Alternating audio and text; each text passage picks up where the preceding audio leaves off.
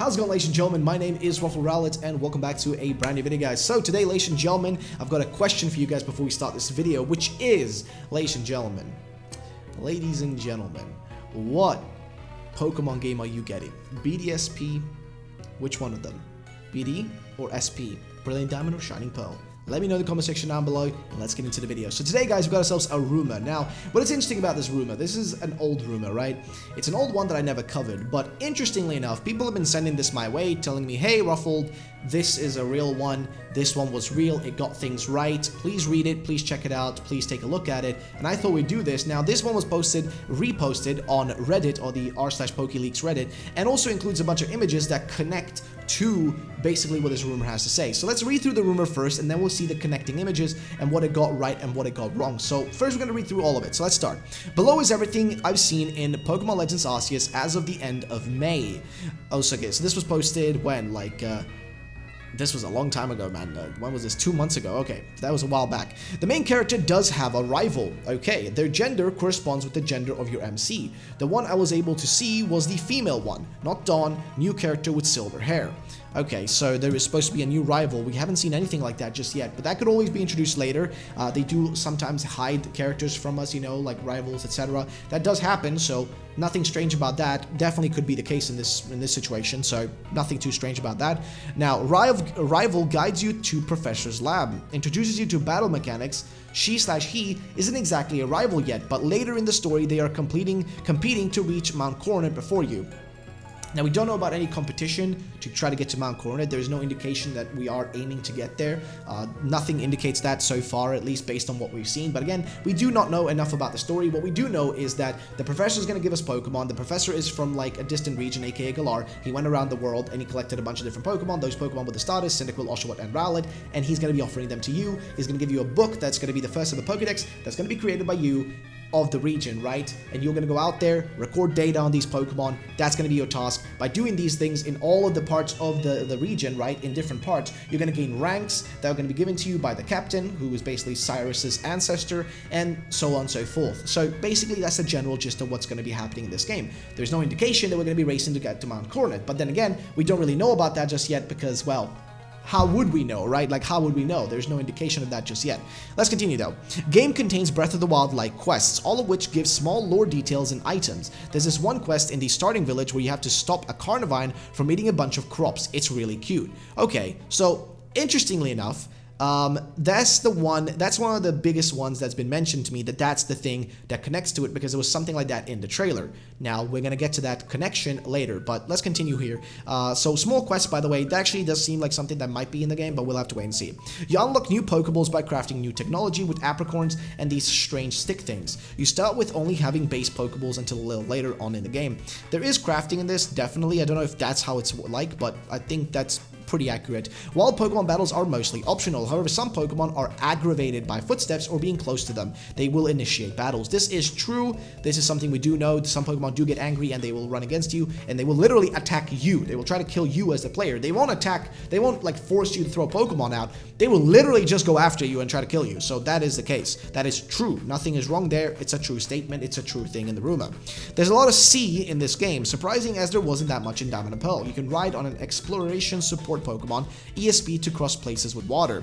Now, we know that we're going to be able to ride on Basculin, and is this going to be the case? Is it that these Pokemon like Basculin, Wurdeer, etc. are going to be the only Pokemon you can use to traverse? Like, is that going to be the case? Because if so, that's kind of disappointing if they are these ESP Pokemon that he's referring to here. Now, we don't really know because they haven't talked about anything in regards to like how the actual traversal will work. They talked about none of that, right? There was zero information about that. Now, ESPs are recruited from different laboratories across the Sinnoh region. Okay, we'll see if there are multiple laboratories or not. There's no indication of that just yet. Your main goal is to reach Mount Coronet and discover the legend of Arceus. The ESPs act like gym badges that stop main quest progression. More info in this later. Now, this I don't know if it's true, because basically we've seen that like parts of the map seem to maybe open up as you complete the Pokedex and make the Pokedex like, you know, like actually make it, right? The Pokédex doesn't really exist here. It's more of finding logs. The catch them all thing isn't a predominant goal in the game. So it's not about catching them all, it's about logging them all, right? Like actually logging them into your book. That's essentially what it's all about, right? Seems like that might be the case here. Now the Pokédex doesn't really exist, alright? There are some amazing areas that contain rare Pokemon. One place was a ruin with dragon bones scattered around. It contains a Gible, Gabite, and Garchomp, depending on how far you got into the game, all of which is catchable as soon as you leave the professor's lab. Now there is a similar place to this actually with these bones that you see that's off the coast in the game, like next to where the ships are wrecked. There is a place like that actually, so I don't know.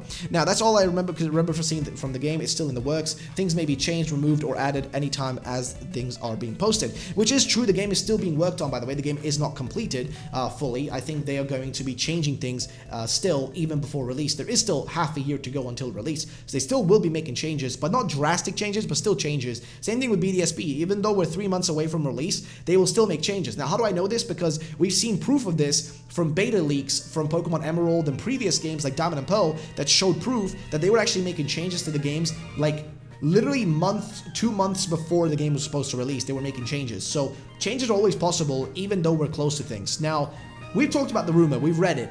That's it. I will give you my thoughts at the end. But first things first, where are the connections? Well, here's what this guy says. You unlock new Pokeballs by crafting new technology with apricorns and these strange stick things. You start with only having base Pokeballs until a little later on in the game. Now, Tumblestone doesn't look like a stick thing to me. An apricorn, I guess that is true. That makes sense. Then the next thing where there's an actual connection, they say here, the Pokédex doesn't really exist here. It's more of finding logs. The catch 'em all thing isn't a predominant goal in the game. Okay. Well, I guess you're not catching them all, but rather you kind of have to, like, there is clearly a Pokédex, but it's not really, it's more like a log. He's right, it is more like a log, and you're creating the first Pokédex. That's sort of what your goal is, that's sort of what your mission is in this game. Your ultimate goal, right, is to create the first ever Pokédex. That's what you're heading out into the world to do. So that does seem to check out a little bit. It is logs, technically.